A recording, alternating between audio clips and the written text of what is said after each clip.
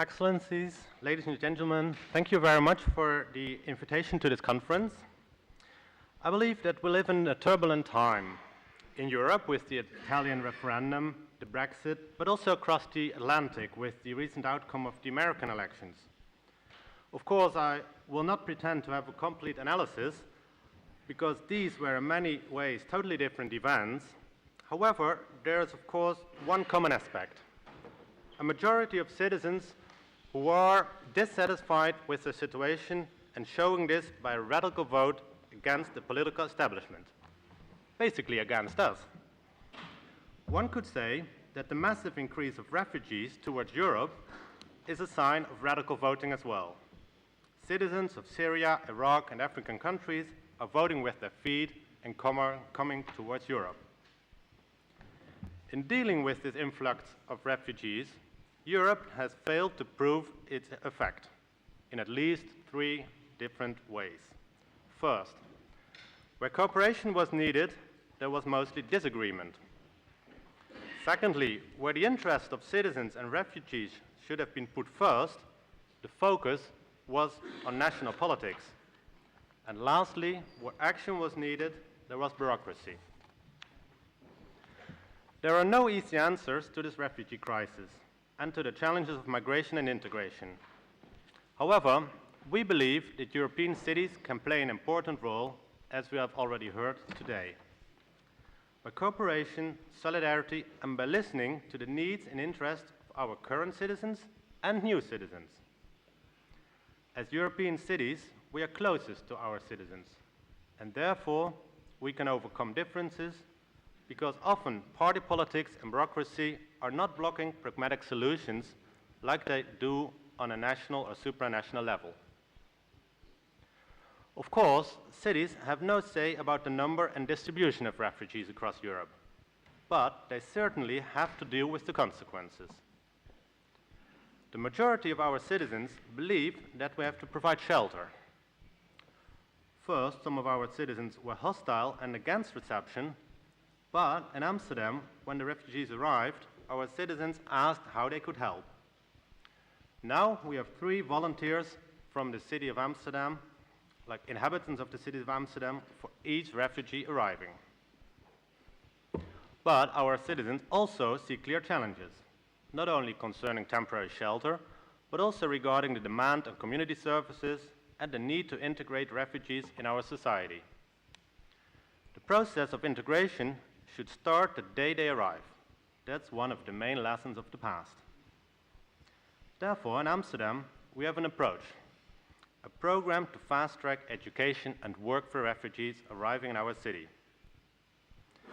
In Amsterdam, 2,400 new refugees arrive every year. After 2 years in the city, almost 90% of these refugees are on social welfare benefits. And this is not a good situation, not for them and not for the city. And what makes it even worse is that 65% of the refugees are on benefits in the long term. This is why we developed a new program to fast-track education as work. We want work and education sooner and faster through new innovative working methods. And we make use of the time a refugee spends in the asylum seeker center before they are housed in Amsterdam. This time can be 5 up to 18 months, which we can gain. For the fast-track program, Amsterdam has allocated 10 million euros. This is divided into assessments, intensive supervision, 1,000 short tailor-made intensive language courses, and a special orientation program dedicated to refugees. It is a citywide approach from several city departments in collaboration with private companies, training institutions and universities, and social organizations. The program has intensive tailor-made supervision by caseworkers from the city. The core of the fast-track program is the assessment. Because for us, it is important that we know who the refugees are, what their talents and capacities are, and what they can do and have done before. We want to match refugees with work or entrepreneurship, education, and of course, when necessary, medical or physical care. On the same day that we do the assessment, we make a plan. The caseworker from the city and an interpreter begin a review with the refugee of the assessment. Talents of the candidate are discussed, and then a 6-month intensive personal program follows. Also, the City of Amsterdam organizes extensive weekly matching sessions to match supply and demand. We look at the supply from the colleges, universities and training centers, and we match it with our partners in the city who have job vacancies. Our partners, 40 well-known Dutch companies with a potential of more than 1,000 vacancies, have promised to recruit, retrain or coach 1 or more refugees. This is all done to make them part of our society earlier and faster. Well, back to our current citizens. The same citizens who seek challenges regarding the integration of refugees also ask for solidarity. And Amsterdam has declared its solidarity with the refugees and with other cities. A bit similar to Zurich, we cooperate with a refugee center in Jordany. It's called Al-Zatari, where we help to rebuild infrastructure and actual needs for refugees in the region.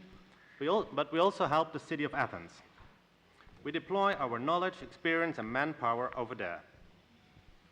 The cooperation with Athens is an example of the way cities, of course respecting the responsibilities of European member states, can help each other with the substantial tasks we face. And for us, it's a privilege to help Athens, being the mother of democracy.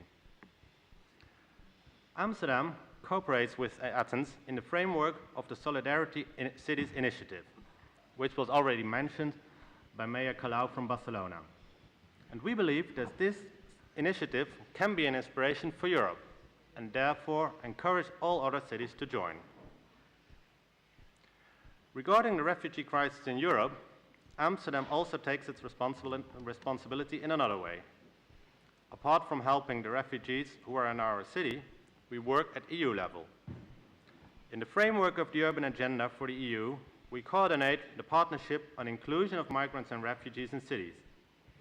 As Mayor Müller from Berlin already said, we do this together with Barcelona, Berlin, Helsinki, Athens and the European Commission.